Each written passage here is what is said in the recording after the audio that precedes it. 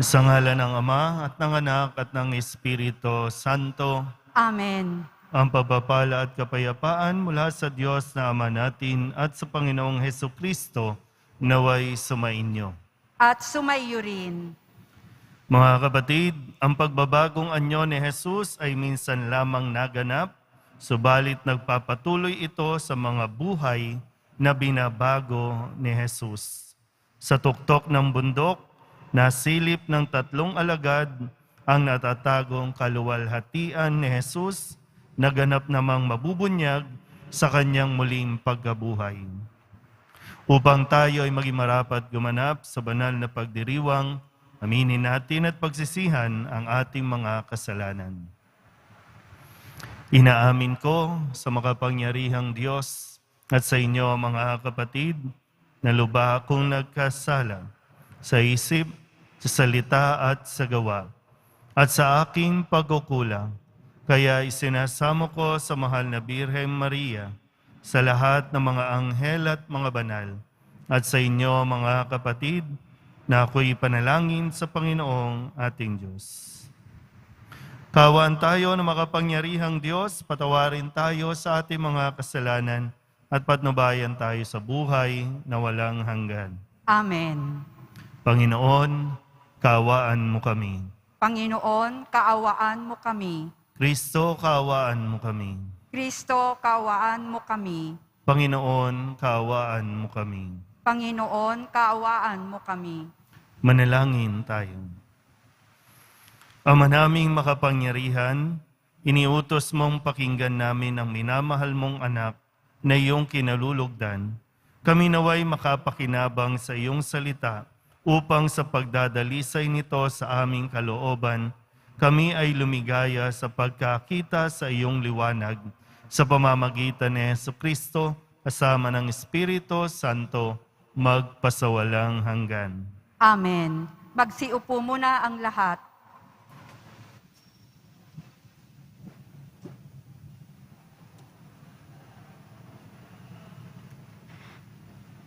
Pagbasa mula sa aklat ng Henesis. Noong mga araw na yon, inilabas ng Diyos si Abram at sinabi sa kanya, "Masdan mo ang mga bituin, mabibilang mo ba yan? Ganyan karami ang magiging anak mo at apo." Nananalig si Abram, at dahil dito'y kinalugdan siya ng Panginoon.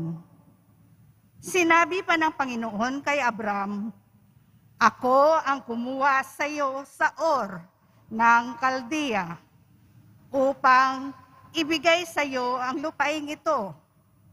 Itinanong naman ni Abram, "Panginoon, aking Diyos, paano ko malalamang ito'y magiging akin?"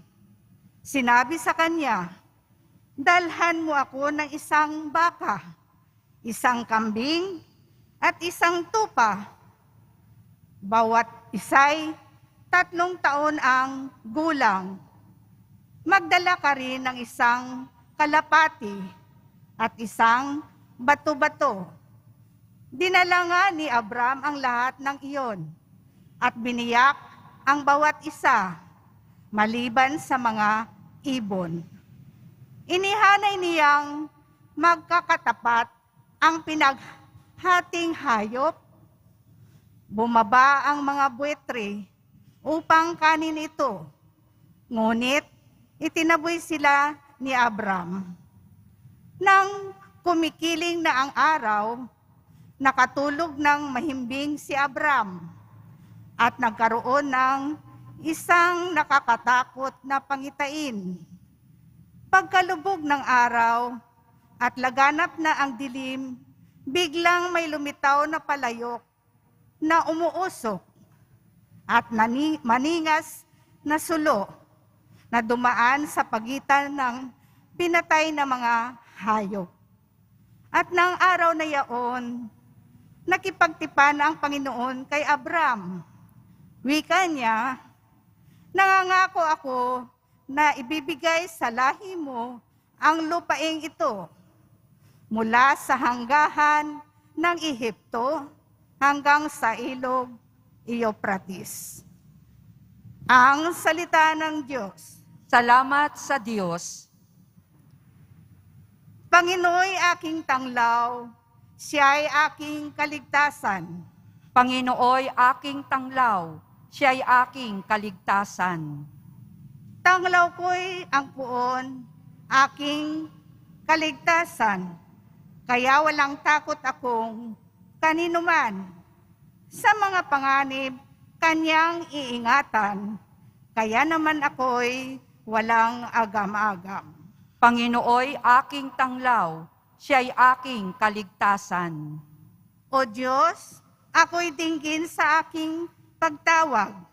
Lingapin mo ako sa aking mahabag. Ang paanyaya mo'y lumapit sa akin. Huwag kang magkukublit, kita'y hahanapin. Panginooy aking tanglaw, siya'y aking kaligtasan. Huwag kang magagalit, huwag mong itatakwil. Akong katulong mo at iyong alipin. Tagapagligtas ko, huwag akong lisanin. Panginooy aking tanglaw, siya'y aking kaligtasan. Ako'y nananalig na bago mamatay, masasaksihan ko ang iyong kabutihan na igagawad mo sa mga hinirang. Sa Panginoong Diyos, tayo'y magtiwala. Ating patatagin ang paniniwala.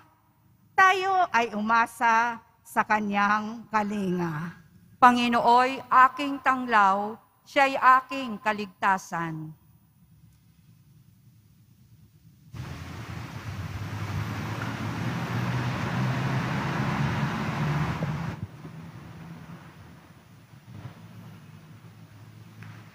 Pagbasa mula sa sulat ni Apostol San Pablo sa mga taga-Filipos.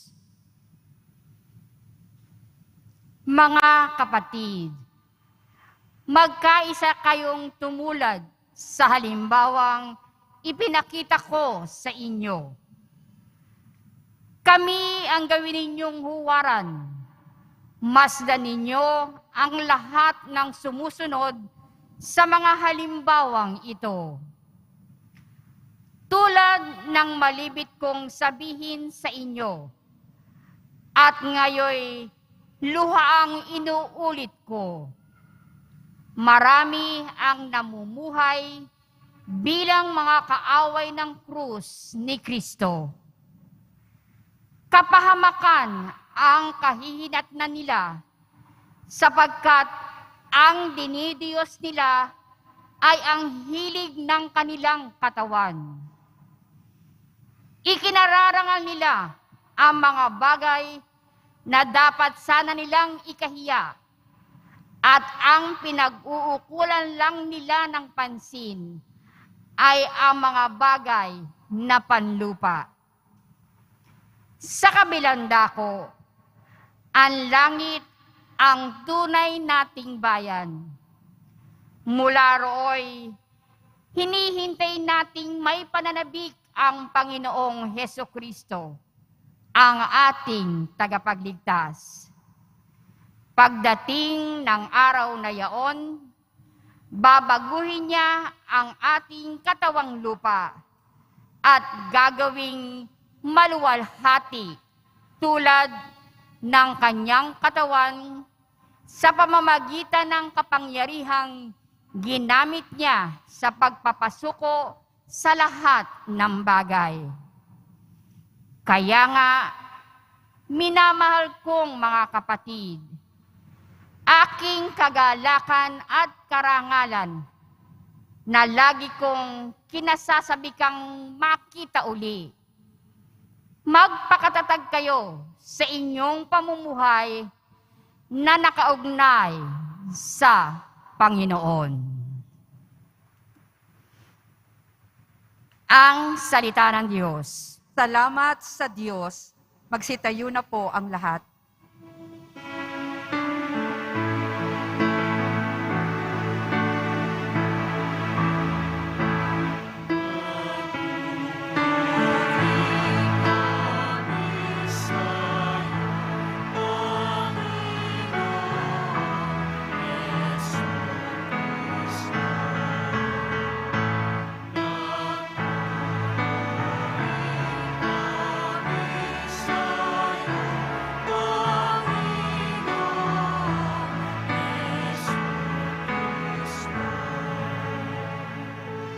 sa ulap na maliwanag, ito ang siyang pahayag ng Diyos Ama na nangusap.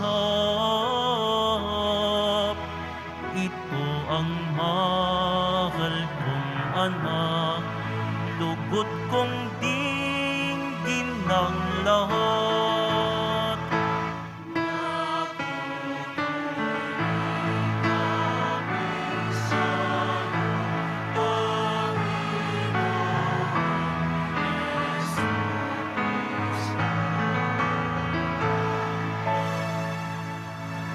Sumainyo ang Panginoon. At sumaiyo rin. Ang mabuting balita ng Panginoon ayon kay San Lucas. Papuri sa iyo, Panginoon.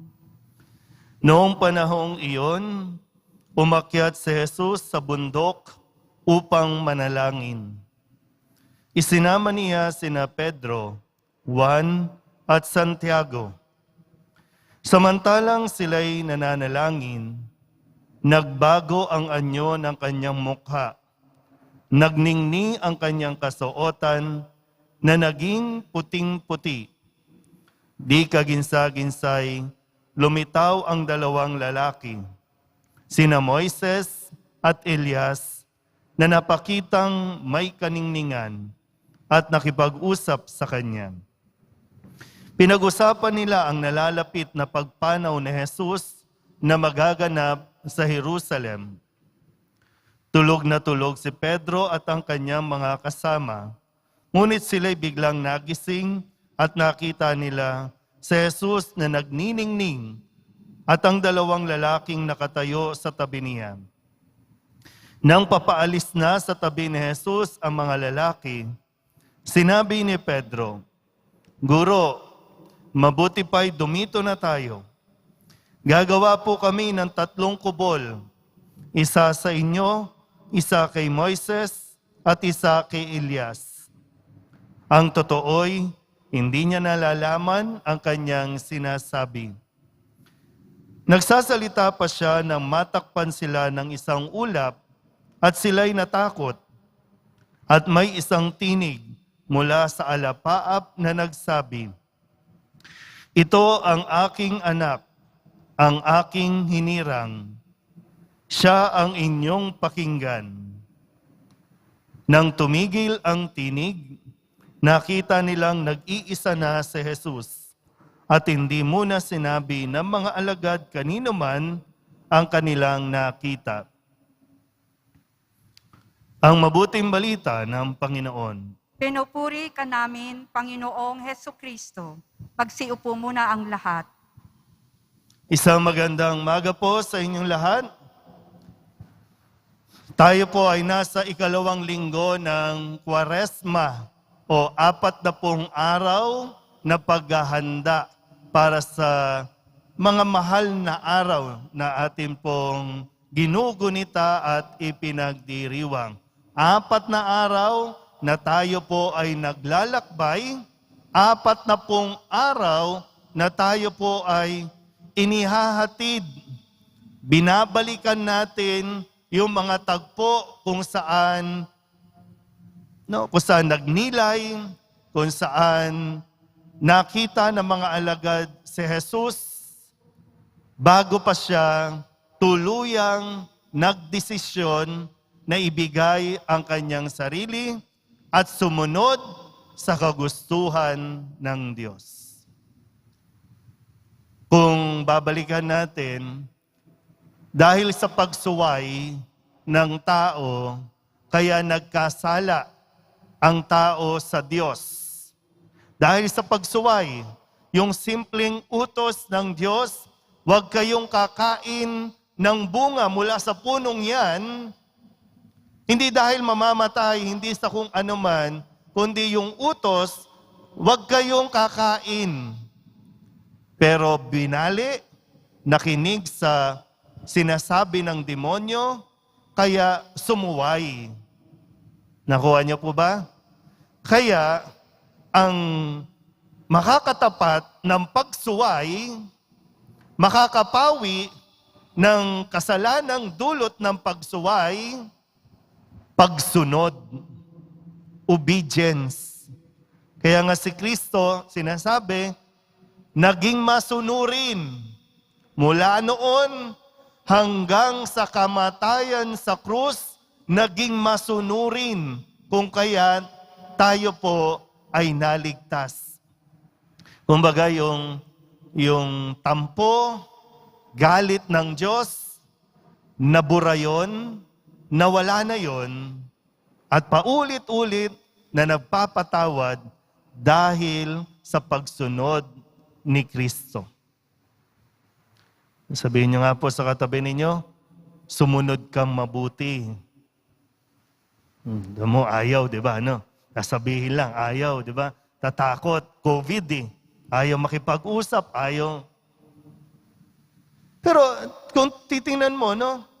Dahil lamang sa mga pagsuway natin, kung kaya tayo po ay napapasok sa isang mas malaking problema.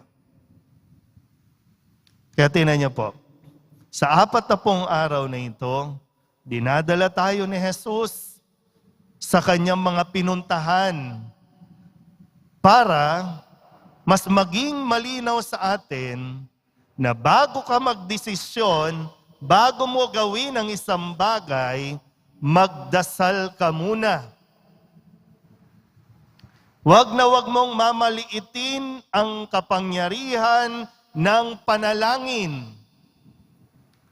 Noong unang linggo, saan tayo dinala?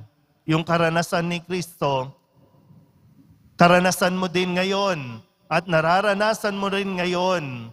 Napakaraming tukso. Dinala tayo sa disyerto, sa ilang. Di ba? Sabi nung nakalipas na linggo, dinala si Jesus sa isang ilang at doon ay tinukso-tukso siya ng demonyo. Tinukso ng kapangyarihan, tinukso ng kasikatan. Magaganda po yun, no? Masarap sa pakiramdam yung meron kang kapangyarihan. Masarap sa pakiramdam yung sikat ka. Masarap yan. Pero ang tanong, nakakabuti ba sa iyo yan? Hindi lahat ng maganda sa paningin ng tao, nakakabuti sa tao. Kaya't pinakita ni Jesus, kayang-kayang labanan ang tukso at kayang-kaya mong tanggihan ang tukso. Ano yung naging panlaban ni Jesus? Ginagamitan siya ng demonyo, di ba? Nasusulat. Gumagamit din ng Biblia, ng mga salita na nasa Biblia, ang demonyo. Di ba sinabi? Anong sagot ni Jesus? Mali ka ng pag-unawa. Nasusulat. Pinaliwanag niya. Kaya nga, mabisang sandata, kung meron tayong ipon, meron tayong naka-download sa ating mga pagkatao ng mga salita ng Diyos, kakayanin mong lumayo, tumanggi sa tukso. Kapag may lumalapit na tukso, mga lalaki, pag may lumalapit ng tukso, may nakikipag-chat, may nakikipag-fling-fling, alalahanin mo agad, ang sinabi ni Jesus, huwag kang makikiapid. Nasa Biblia, sinabi ni Kristo, huwag kang makikiapid. Ngayon, kapag may lumalapit sa iyo, nagbibigay ng pera, suportahan mo lang ang kanyang pagkakandidato. Wow. Anong nasa sulat? Huwag kang magnanakaw.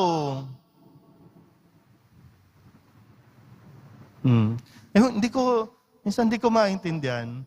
Bakit pag may naririnig kayong papatay, magnanakaw, Bakit nagpapantig yung tenga ninyo? Maraming mga nanonood ngayon, bashers lang eh. Naghahanap lang ng mga ganitong salita. Kapag nagsalita na si Father ng magnanakaw, papatay, Father, nangingialam sa politika. Politika lang ba may ganyan? Eh di ba sa bahay niyo mayroon? Sa bahay natin may ganyan? May kupitan? Di ba sa bahay ninyo nangyayari? Nakikiapid? Kaya isip muna ha. Kasi natutokso tayo. Kaya nga, ngayong ikalawang linggo, ang panyaya sa atin, dinadala tayo sa bundok, lumayo muna tayo, at ang unang-una mong dapat na ginagawa, magdasal.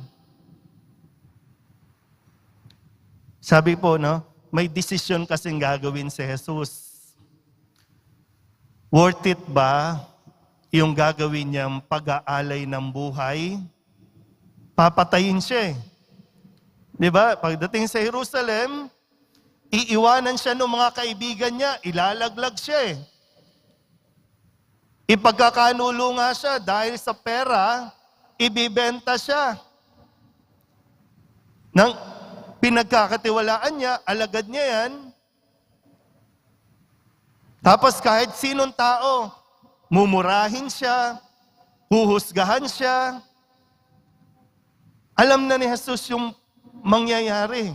Kaya ngayon, kailangan magdesisyon siya at ang desisyon niya kailangan maging buo, hindi napipilitan lang. Gagawin niya ba ito o hindi?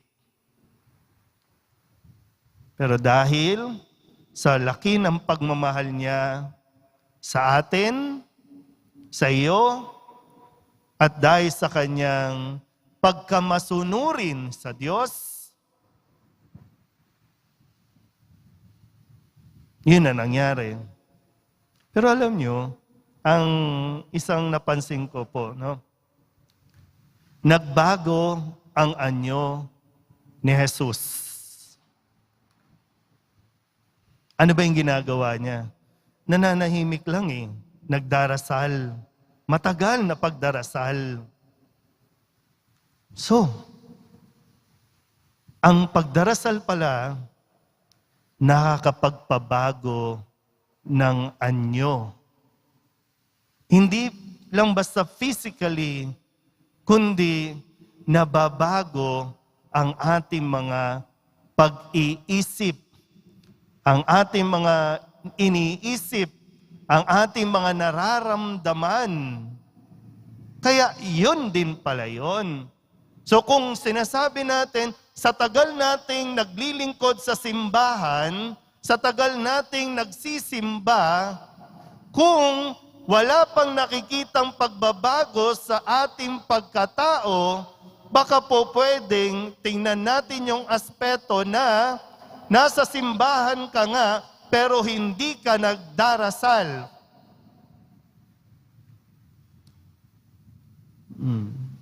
Yung desisyon, di ba, no? Pagdasalan mo bago ka magdesisyon. Habang nagdidesisyon ka, magdasal ka. Pagkatapos mong magdesisyon, magdasal ka.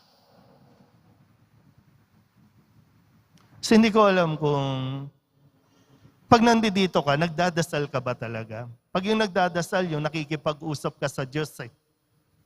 Pag nakikipag-usap, hindi lang yung, it's a two-way communication, di ba? No? Magsasalita ako, then makikinig siya. Makikinig siya, o magsasalita siya, makikinig ako. Ganun naman sa isang relasyon. Ganun din lalo sa relasyon natin sa Diyos. Eh dito ba, nakikinig ka, o ikaw lang yung nagsasalita? Pag nagsasalita na ang Diyos, hindi ka nakikinig. Kaya lumalabas tayo, natatapos ang misa, wala tayong isang buo at malinaw na desisyon. O kaya naman, kung magdesisyon tayo, hindi natin inaako lahat ng responsibilidad. Ako yan desisyon ko yan. Walang ibang dapat sisihin, tama man yan o mali, walang ibang dapat sisihin kasi desisyon ko yan. Ako yan. Pero pananagutan ko, kung mali man yung desisyon ko, aakuin ko yung responsibilidad na yan. Kaya kung gusto nating mabago, kung gusto nating magbago, sa panahong ito ng Kwaresma, palalimin natin yung ating mga ginagawang pagdarasal. Sa huling bahagi ng Ebanghelyo, ang sinabi po, narinig ng mga alagad ang tinig ng Ama na sinasabing, ito ang aking anak. Lubos ko siyang kinalulugdan. Yung dulo, ito importante. Pakinggan ninyo siya.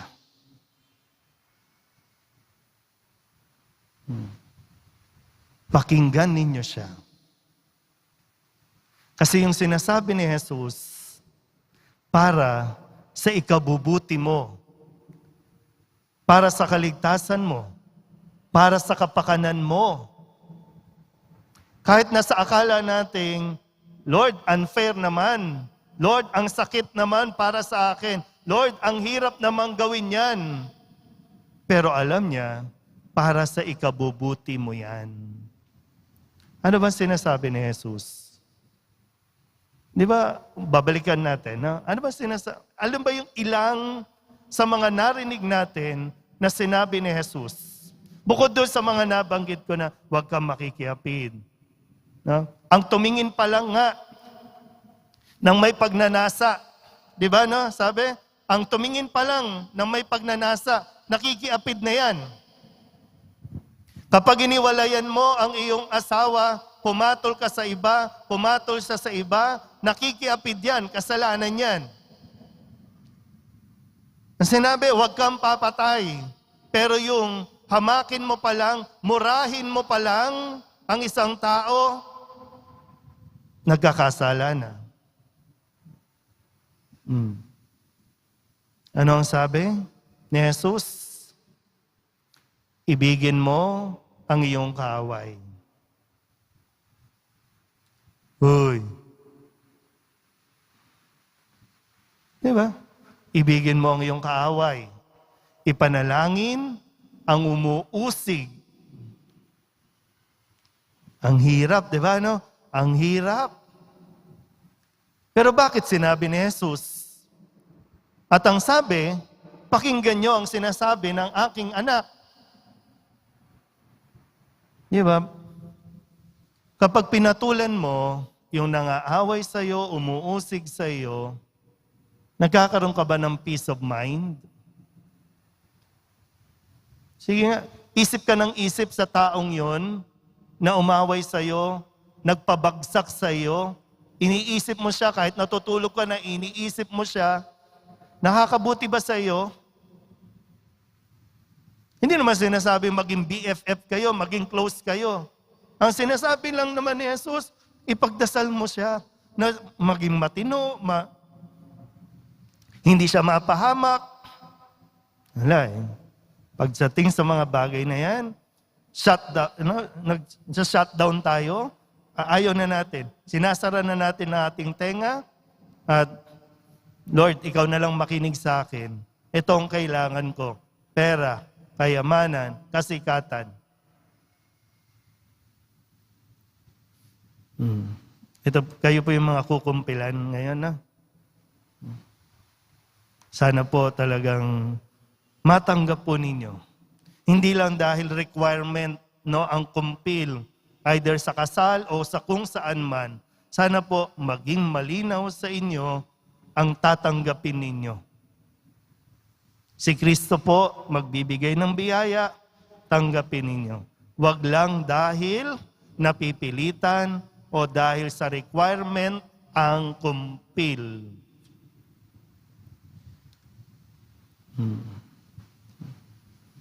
Nakakadalawang linggo na po tayo, no? Sana patuloy nating hingin ang gabay ng Poong Jesus Nazareno para matapos natin ang paglalakbay na ito at mas maunawaan natin ang gagawin ni Jesus para sa iyo. Amen? Tumayo po ang lahat. Ipahayag natin ang ating pananampalataya. Sumasampalataya ako sa Diyos Amang makapangyarihan sa lahat, na may gawa ng langit at lupa. Sumasampalataya ako kay Jesucristo, isang anak ng Diyos, Panginoon nating lahat. Nagkatawang tao siya, lalang ng Espiritu Santo. Ipinanganak ni Santa Mariang Birhen. Pinapakasakit ni Poncio Pilato. Ipinako sa krus, sa matay, inilibing.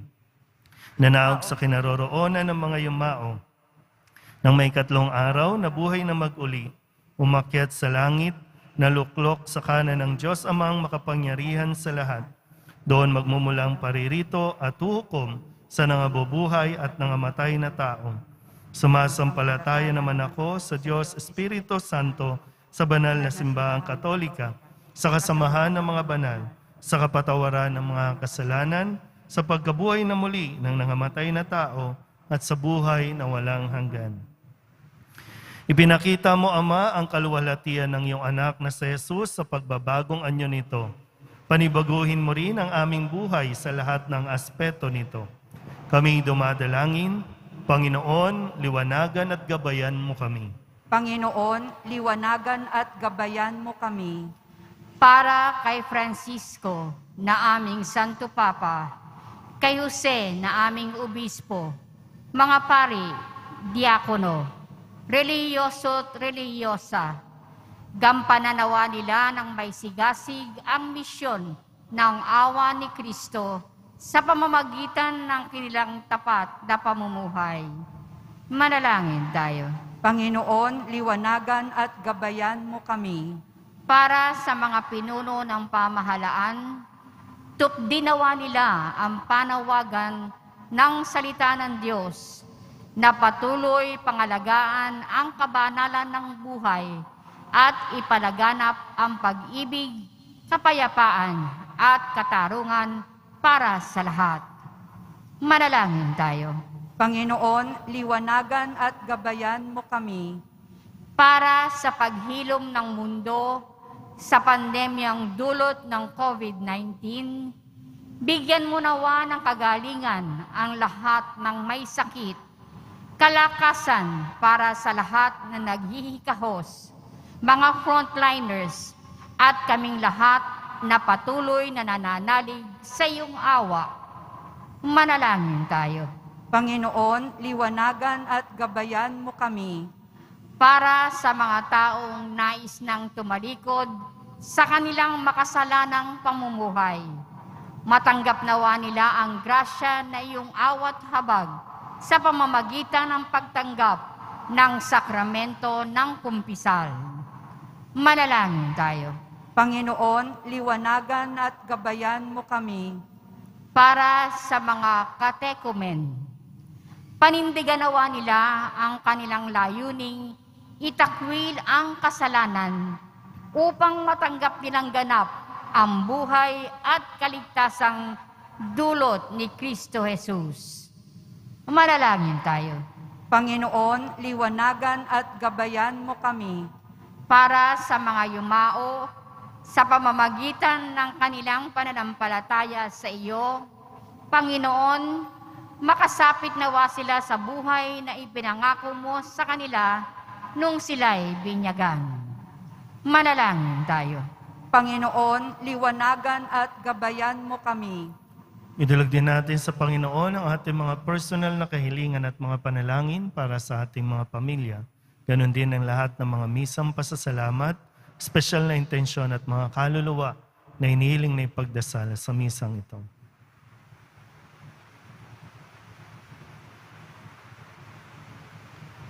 Ang lahat ng ito inihiling namin sa ngalan ni Kristo ang aming Panginoon. Amen. Pagsiupo ang lahat.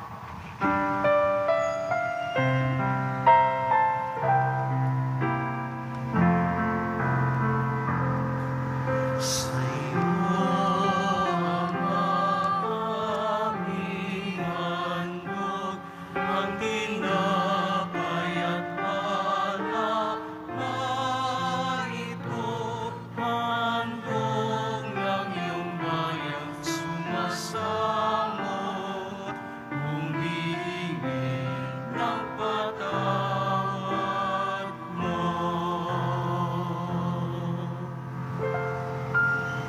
Tumayo na po ang lahat. Manalangin kayo mga kapatid upang paghahain natin ay kalugdan ng Diyos Amang makapangyarihan. Tanggapin nawa ng Panginoon itong paghahain sa iyong mga kamay, sa kapurihan niya at karangalan, sa ating kapakinabangan at sa buong sambayanan niyang banal. Ama naming lumikha, ang paghahain ito ay magdulot nawa ng kapatawaran ng aming mga kasalanan at magpabanal sa aming buong katauhan para sa pagdiriwang ng Pasko ng pagkabuhay sa pamamagitan ni Jesucristo kasama ng Espiritu Santo magpasawalang hanggan.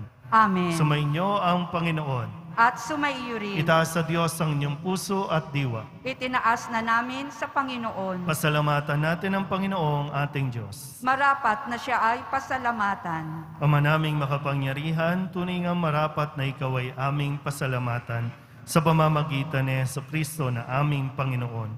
Nang maipagtapat niya sa mga alagad na siya'y laang mamatay para sa lahat, sa kanila'y kanyang ipinamalas ang kanyang sariling puspos ng liwanag. Ang iyong mga utos at mga propeta ay pawang mga tagapagpatunay niya sa pagkakatalagang para sa kapwa'y magdusa upang akayin ang lahat sa pagkabuhay na maligaya. Kaya kaysa ng mga anghel na nagsisiawit ng papuri sa iyo nang walang humpay sa kalangitan, kami nagbubunyi sa iyong kadakilaan.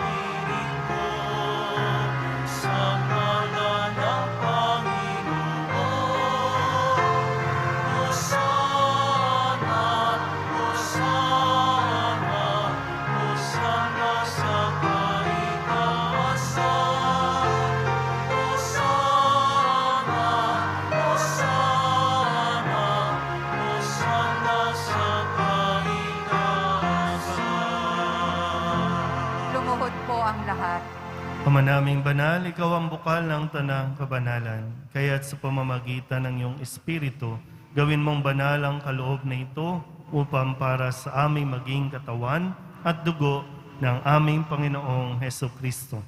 Bago niya pinagtiis ang kusang loob na maging handog, hinawakan niya ang tinapay, pinasalamatan kaniya, pinaghati-hati niya iyon, iniabot sa kanyang mga alagad at sinabing, tanggapin ninyong lahat ito at kanin, ito ang aking katawan na ihahandog para sa inyo.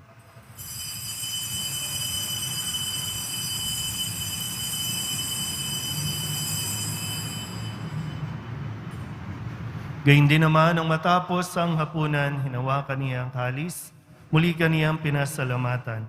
Iniabot niya ang kalis sa kanyang mga alagad at sinabi, tanggapin ninyong lahat ito at inumin. Ito ang kalis ng aking dugo, ng bago at wala hanggang tipan. Ang aking dugo na ibubuhos para sa inyo at para sa lahat, sa ikapagpapatawad ng mga kasalanan. Gawin ninyo ito sa pag-alaala sa akin.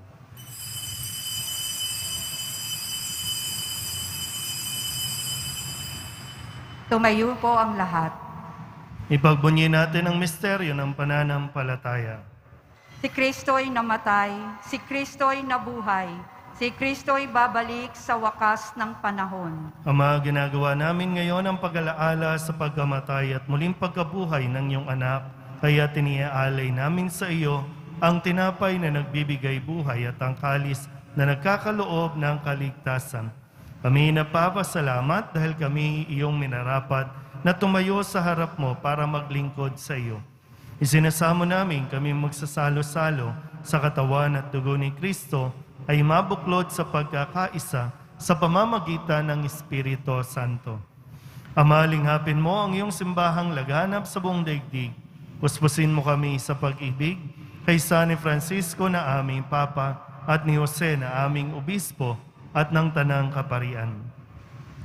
Alalahanin mo rin ang mga kapatid naming nahimlay na may pag-asang sila'y muling mabubuhay, gayon din ang lahat ng mga pumanaw.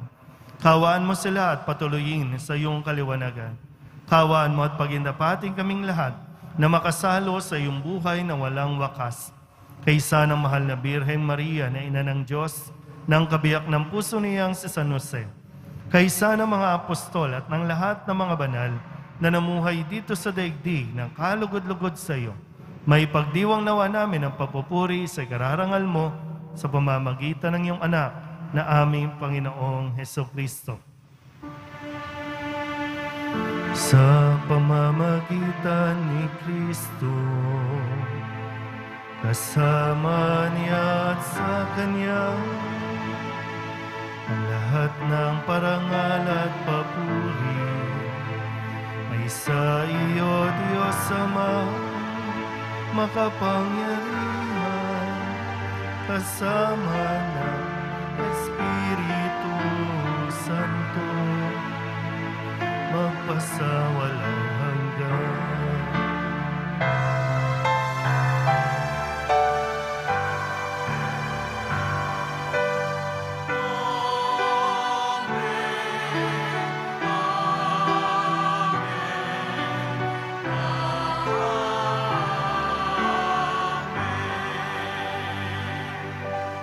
Buong kababaang loob tayong tumawag sa ating Panginoon ng Ama namin. Ama namin, Tumasa langit ka, sambahin ang ngalan mo, mapasa amin ang kaharian mo, sundin ang loob mo dito sa lupa para nang sa langit. Bigyan mo kami ngayon ng aming kakanin sa araw-araw, at patawarin mo kami sa aming mga sala, para nang pagpapatawad namin sa nagkakasala sa amin. At huwag mo kaming ipahintulot sa tukso, at iadya mo kami sa lahat ng masama. hinihiling namin kami iadya sa lahat ng masama, pagkalooban ng kapayapaan araw-araw, iligtas sa kasalanan at ilayo sa lahat ng kapahamakan, samantalang aming pinananabikan ang dakilang araw ng pagpapahayag ng tagapagligtas naming si Hesukristo. Sapagkat iyo ang kaharian at ang kapangyarihan at ang kapurihan magpakailanman. Amen. Panginoong Hesukristo, sinabi mo sa iyong mga apostol, kapayapaan ang iniiwan ko sa inyo, ang aking kapayapaan ang binibigay ko sa inyo. Tunghayan mo ang aming pananampalataya at huwag ang aming mga pagkakasala. Pagkalooban mo kami ng kapayapaan at pagkakaisa ayon sa iyong kalooban, kasama ng Espiritu Santo, magpasawalang hanggan. Amen. Ang kapayapaan ng Panginoon ay laging sumainyo. At sumayo rin. Magbigayan po tayo ng kapayapaan sa isa't isa. Kordero ng Diyos na nag-aalis ng mga kasalanan ng sanlibutan, maawa ka sa amin. Kordero ng Diyos na nag-aalis ng mga kasalanan ng sanlibutan, maawa ka sa amin. Kordero ng Diyos na nag-aalis ng mga kasalanan ng sanlibutan, ipagkaloob mo sa amin ang kapayapaan. Lumuhod po ang lahat. Ito ang kordero ng Diyos. Ito ang nag-aalis ng kasalanan ng sanlibutan. Mapalad ang mainaanyayahan sa kanyang piging. Panginoon, hindi ako karapat-dapat na magpatuloy sa iyo. Ngunit sa isang salita mo lamang ay gagaling na ako. Katawan ni Kristo, Amen.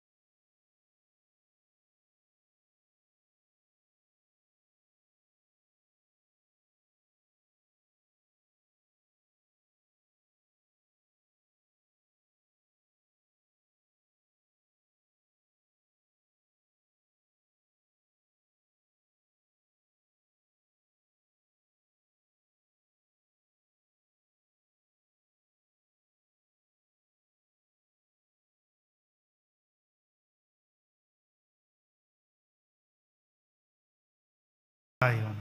Tumayo po ang lahat. Ama naming mapagmahal, kaming pinapakinabang mo sa dakilang pagliliwanag. Sa bagong anyo ng iyong anak ay tumatanaw ng utang na loob sa iyo. Sapagkat kahit ngayon pa man sa lupang ibabaw, pinapagsasalo mo na kami sa karigtan ng kalangitan sa pamamagitan ni Jesucristo kasama ng Espiritu Santo magpasawalang hanggan. Amen. Sumainyo ang Panginoon. At sumayo rin. Manalangin tayo para sa pagbabasbas.